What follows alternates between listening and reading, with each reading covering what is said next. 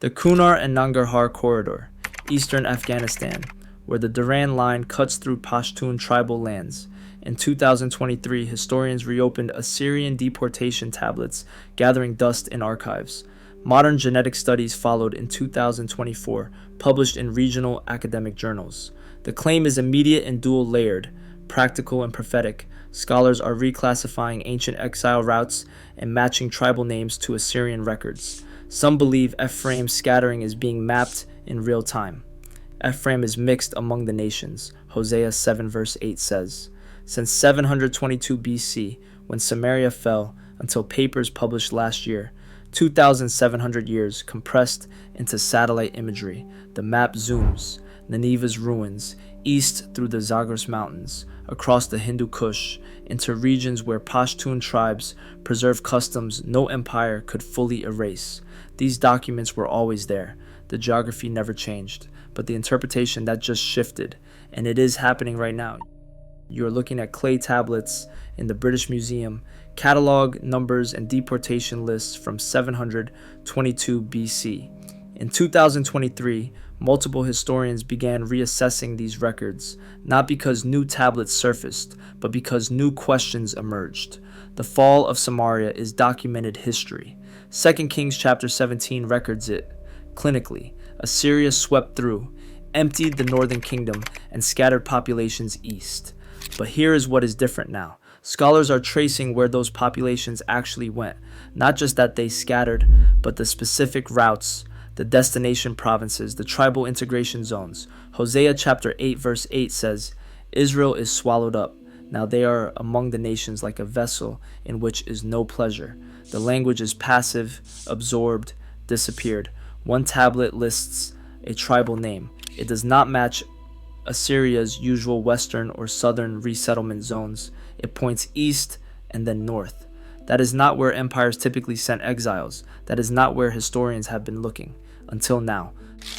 The modern camera pulls back from the cuneiform script and overlays a digital map. An arrow traces from Samaria northeast into Media and then beyond. The question forms immediately. If the trail continues past Media, where does it lead and why does it matter now? Samaria and Ephraim, interchangeable terms in the prophetic books, but there is a distinction that matters. Judah was the southern kingdom and Ephraim led the north. When Isaiah chapter 7 verse 2 describes threats to Jerusalem, it says the heart of his people shook as the trees of the forest shake before the wind, because Syria is in league with Ephraim. Ephraim was not just a tribe, it was shorthand for leadership, for the rebellious northern alliance, for the 10 tribes that split from David's line. When Hosea chapter 5 verse 3 says, I know Ephraim, and Israel is not hidden from me. For now, O Ephraim, you have played the whore. Israel is defiled, the language is direct. Modern scholars note this pattern. When prophets addressed Israel's exile, they often said Ephraim specifically. That linguistic pattern suggests something deliberate, not just geographic scattering, but a targeted dispersion of leadership tribes. The emphasis is on leadership and rebellion, on a political center that prophets held responsible, and that may explain why later records and traditions single out Ephraim. Assyrian records confirm they did not treat all conquered territories the same way. Populations that posed political threats were moved far away, integrated into distant regions, bred out, mixed in, and erased administratively. But if Ephraim scattered differently, farther and more deliberately, then the question is not just where the northern kingdom went, it is where Ephraim went. And that trail does not end in Media. The Zagros Mountains rise between Mesopotamia and the Iranian plateau. Assyrian logistics routes ran through these passes. Exiled populations did not walk freely. They were marched under guard, resettled in imperial provinces, cataloged and controlled. Media was a frontier zone, east of Assyria's heartland, a buffer region where conquered peoples could be monitored and integrated. That is where most historians assumed Israel's scattering ended. Amos 9 verse 9 says, For behold, I will command and shake the house of Israel among all the nations as one shakes with a sieve, but no pebble shall fall to the earth. The image is deliberate, scattering without losing count, dispersion under control. Migration modeling used in Near Eastern studies shows that ancient population movements did not stop at political borders. People moved along trade routes, through mountain passes, into regions where empires had looser control. The Assyrian records show deportations to Media, but they do not show what happened after. Families integrated, intermarried, moved farther when opportunities arose. The trail on the map, red arrows overlaying ancient trade routes, does not stop in Media. It curves north and east through highlands toward mountain tribal zones. The question is not whether they reached Media, it is whether they kept moving, and the geographic evidence suggests they did. Empires don't lose people. That's the core of Assyrian efficiency: conquer, catalog, control. When populations were deported, scribes recorded it. Names, numbers, destinations. Isaiah chapter 10 verses 5 to 7 describes Assyria as God's instrument. It says, "Ah, Assyria, the rod of my anger. The staff in their hands is my fury. Against a godless nation I send him. But he does not so intend, and his heart does not so think. But it is in his heart to destroy, and to cut off nations, not a few." Assyria did not scatter randomly. It resettled strategically. Modern scholarship on imperial population control confirms this. Deportation was a tool of governance. Remove potential rebels, integrate them into distant provinces, dilute their identity until resistance becomes impossible. The Assyrian administrative system was meticulous. Every province had records. Every resettled group had a registry. So why the gap? Why do records show deportations to Media but no detailed tracking beyond that? One possibility is that the empire's eastern frontier was less controlled. Once populations moved into the highlands beyond the Zagros, past the administrative reach of provincial governors, they became harder to track. They did not vanish. They moved beyond the ledger. The gap in records is not absence of people. It is absence of imperial oversight. They kept moving, and Assyria stopped counting. Tribal names in eastern Afghanistan and northwest Pakistan have sparked tribal debates for decades. The Pashtun tribes, Yusufzai, Afridi, and Shinwari, preserve oral traditions claiming descent from ancient Israel. Modern anthropologists documented these claims in the mid-20th century, recording stories passed down for generations. The traditions are specific. Ancestors came from the west, fled persecution, and settled in mountain strongholds. Some tribes observe customs that resemble Israelite practices: circumcision on the 8th day, Sabbath-like rest days, levirate marriage traditions. The linguistic connection is debated. Pashtun tribal names do not directly translate to Hebrew, but phonetic similarities exist. Yusufzai sounds like sons of Joseph. Afridi resembles Ephraim. These are not definitive. Resemblance is not proof. Hosea chapter 1 verse 9 says, "Call his name not my people, for you are not my people, and I am not your God." The prophecy assumes identity loss, name changes, cultural erosion under foreign rule. If Ephraim scattered into these regions 2,700 years ago, what would remain? Not intact Hebrew, not preserved ritual purity, but echoes, fragmentary traditions, oral histories, names that sound almost familiar. The modern debate centers on this. Are these genuine remnants of Israelite exile or convergent evolution of customs across cultures? The answer remains unresolved, but the pattern is undeniable. Some names resemble, some customs align, and the geographic corridor matches. Mountain villages in the Hindu Kush preserve practices anthropologists struggle to explain. Elders in isolated communities describe traditions passed down without written records, inheritance laws, marriage customs, dietary restrictions that do not match surrounding Islamic practices. In the 1970s and the 1980s, researchers documented these communities before conflict made access difficult.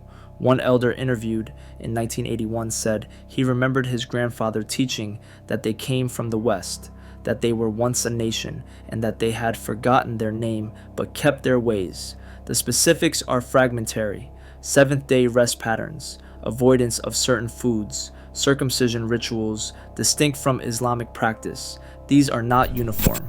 Different tribes preserve different fragments, but the pattern persists. Hosea chapter 2 verses 19 to 20 says, "And I will betroth you to me forever. I will betroth you to me in righteousness and in justice, in steadfast love and in mercy.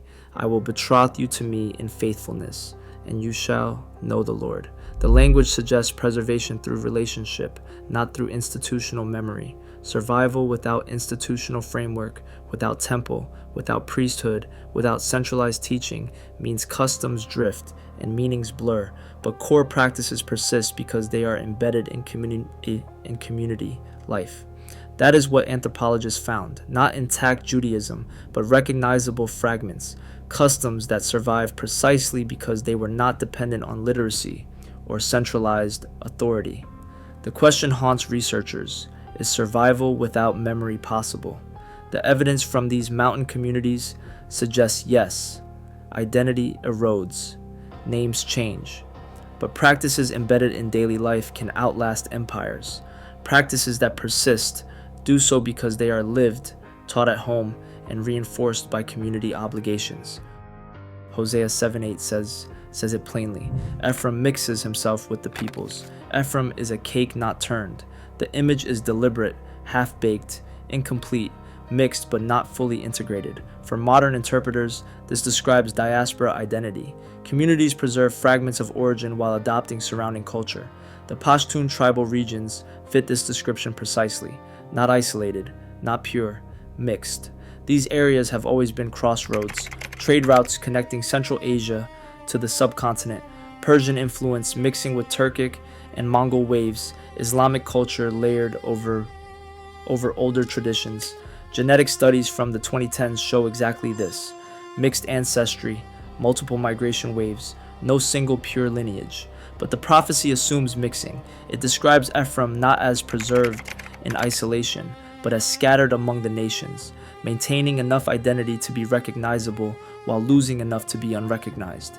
The trade routes tell the story. From Media, paths led northeast through mountain passes into Bactria, then southeast into the Hindu Kush, then along river valleys into tribal territories. These were not empty lands. They were populated, contested, and constantly shifting under imperial control, including Persian, Greek, Parthian, Kushan, Arab, and Mongol.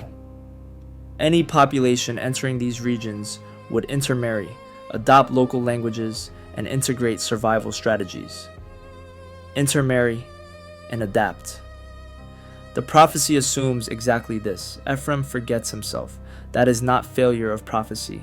That is the design. The question modern researchers ask is this: if Ephraim scattered and mixed and forgot, how would anyone ever recognize him again? The answer might not come from Ephraim remembering. It might come from documents being reread. Documents reread with new maps and new genetics may reveal echoes long obscured.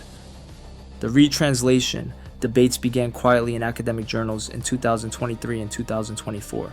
A Syriologist revisiting deportation tablets noticed something. Place names previously translated as Eastern provinces could be read more specifically if you adjusted for Assyrian administrative shorthand. The tablets use abbreviated forms, standard practice in imperial record keeping, but abbreviations require context to decode. If you assume deportation stayed within Assyria's traditional boundaries, you read the abbreviations one way. If you allow for movement beyond the frontier, the same abbreviations point farther east. These are not new tablets. These are new questions applied to old documents. The practical implication is this: historians might have underestimated how far Assyrian deportations reached. The prophetic implication is harder.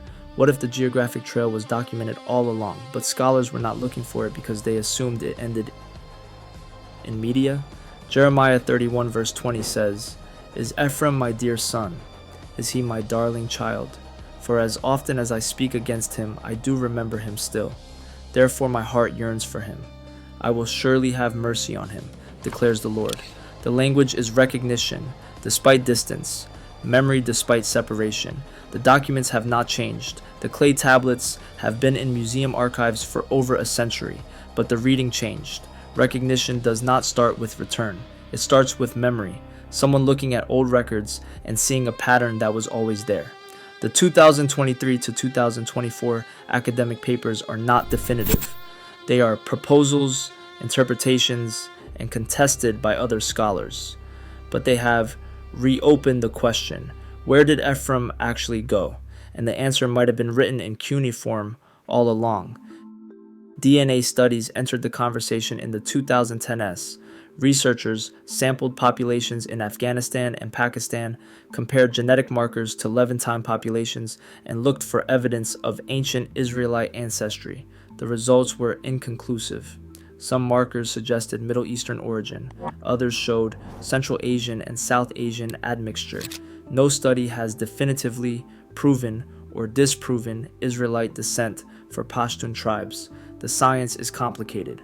2,700 years is long enough for genetic signatures to disperse, mix, and become unrecognizable through standard testing. Mitochondrial DNA might show ancient connections, but it also shows dozens of other migrations. Y chromosome haplogroups can suggest paternal lineages, but intermarriage over millennia blurs the picture. Ezekiel chapter 37 verse 7 describes the vision of dry bones. The passage reads, "So I prophesied as I was commanded, and as I prophesied there was a sound, and behold, a rattling, and the bones came together, bone to its bone."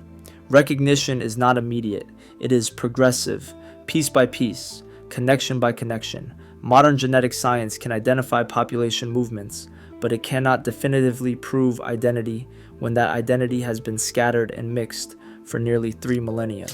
Some researchers see suggestive patterns, others see statistical noise. Both can be true. The prophetic framework never depended on DNA. It depended on divine recognition, on regathering, not because lineage is provable, but because covenant remains. The tension is productive. Science provides one lens, faith provides another, and neither fully resolves the question. That ambiguity is appropriate. If Ephraim scattered among the nations and became a cake not turned, then you would not expect clean genetic proof. You would expect exactly what the studies show: mixed ancestry, fragmentary connections, patterns that suggest but do not prove. Prophecy was never dependent on DNA, it was dependent on timing. Why now?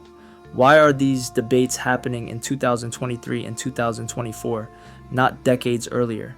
The documents have existed for over a century. The tribal traditions have been documented since the mid-20th century. The genetic studies began in the 2010s, but the convergence, the moment when historians, anthropologists, geneticists, and theologians simultaneously began asking the same question, is recent. Amos chapter 3 verse 7 says, "For the Lord God does nothing without revealing his secret to his servants the prophets." The pattern throughout scripture is that information unlocks during geopolitically significant moments. The Dead Sea Scrolls were discovered in 1947, the year before Israel's founding. The Assyrian tablets were excavated in the 19th century during the rise of Zionism. Timing matters. The 2020s have seen border instability across Central Asia and the Middle East, conflict that has forced academic institutions to digitize archives, and international tensions that have renewed interest in ancient tribal identities and territorial claims. When borders are contested, history becomes relevant again. When nations are forming or fracturing, questions about ancestry and legitimacy resurface. The reopening of Assyrian deportation records in 2023 did not happen in a vacuum. It happened while Afghanistan's political structure was collapsing, while Pakistan's tribal regions were under renewed scrutiny, while Israel's demographic debates intensified, and while global attention focused on migration, identity, and recognition. The convergence is not coincidental, it is contextual. Information does not just unlock randomly, it unlocks when the world is ready or forced to ask the right questions. Timing matters more than certainty. The pattern repeats. Ancient texts reread during moments of modern crisis. The question is not whether the interpretation is correct. The question is, why now? And the answer might be simpler than it appears, because now is when it is needed. There is no official recognition. Israel has not declared Pashtun tribes as returning Ephraimites. The chief rabbinate has not issued rulings on tribal status. No government policy currently addresses these populations as part of the ingathering. The academic debates remain confined to journals. The genetic studies remain inconclusive. The linguistic similarities remain contested. This is not Beta Israel being airlifted from Ethiopia. This is not B'nai Menashe being recognized from northeast India. This is something quieter, slower, still forming. Hosea 6 verse 1 says, "Come, let us return to the Lord, for he has torn us that he may heal us. He has struck us down, and he will bind us up." The language is communal, self-initiated, uncertain. Return begins with desire before it becomes policy. The modern reality is this: belief exists without state declaration. Communities in Pakistan and Afghanistan claim Israelite descent. Researchers document the claims. Prophetic interpreters see patterns. Israeli policymakers remain cautious. Recognition requires rabbinic approval, political will, demographic strategy, and international implications. The gap between religious claim and political recognition can span decades. Beta Israel waited centuries. B'nai Menashe waited generations. The question is not whether official recognition will happen. The question is whether the pattern is forming. And it is. Slowly. You see it in archives being reread, in DNA studies being published, in oral traditions being documented, in tribal elders preserving customs they cannot fully explain. Documents and testimonies are accumulating piece by piece. Recognition in Scripture often precedes recognition by men. The prophets spoke of return before policy enacted it. The vision forms before the reality manifests. That is the pattern. The tension is this: how long between pattern and fulfillment? How much evidence is required before belief becomes policy? The answer remains open. For now, there is no official recognition, but the documents are being read, the questions are being asked, and the pattern is forming. Genesis 48 verse 19 records Jacob's blessing over Ephraim and Manasseh. Joseph's sons were elevated to tribal status, given the birthright Reuben forfeited. Jacob says of Ephraim that his younger brother shall be greater than he, and his offspring shall become a multitude of nations. Not a single nation, not a preserved tribe, a multitude among nations, scattered, mixed, multiplied beyond singular identity. For prophetic interpreters, this defines Ephraim's destiny. It is not a return to a single geographic location, but the fulfillment of a global pattern. The trajectory is not immediate in gathering. It is about recognition across dispersion. If Ephraim became a multitude of nations, then his return might not look like Judah's return. Judah came back to Jerusalem, rebuilt the temple, and restored kingship. Ephraim's path might be different. Recognition without immediate return, identity reclaimed without geographic consolidation, covenant restored before territorial restoration. Identity may be recovered even without mass relocation. This interpretation allows for the ambiguity modern evidence shows. Communities claiming Israelite descent may remain in their current locations, not boarding planes to Tel Aviv, but maintaining connection through identity rather than immigration. That is a different model of return. Not displacement and relocation, but recognition in place. Ephraim as a multitude among nations does not require him to leave those nations. It requires him to be recognized within them. The distinction matters for policy and for prophecy. If return means only physical immigration to Israel, then the current lack of official recognition means nothing is happening. But if return means covenant restoration, identity reclamation, recognition of scattered descendants within their current locations, then something could be forming that does not require government approval or mass migration. It requires a reinterpretation of what return means, when the blessing was always a multitude among nations, not consolidation into one. Not the migration, not the official recognition. The document itself, ancient Assyrian tablets sitting in archives for over a century, were suddenly reread with new questions in 2023 and 2024. Jeremiah 31 verse 21 says, "Set up road markers for yourself. Make yourself guideposts. Consider well the highway, the road by which you went. Return, O Virgin Israel. Return to these your cities." The image is navigation by memory. Return by recognizing the path taken in exile. The documents are the road markers. They have been there the entire time. Deportation lists, the tribal names, the geographic routes, all preserved in clay, all cataloged, all accessible. What changed was not the evidence. What changed was the question. Modern satellite imagery zooms from Nineveh's ruins, traces the Zagros passes, follows trade routes through media, curves northeast into the Hindu Kush, overlays tribal territories where Pashtun communities preserve fragments they cannot fully explain. The ancient tablet, written in cuneiform and listing deportation destinations, dissolves into the modern map. Same geography, same route, same scattering pattern. The only difference is, now someone is looking at it and asking, could this be Ephraim? The story is not finished. It is reopened.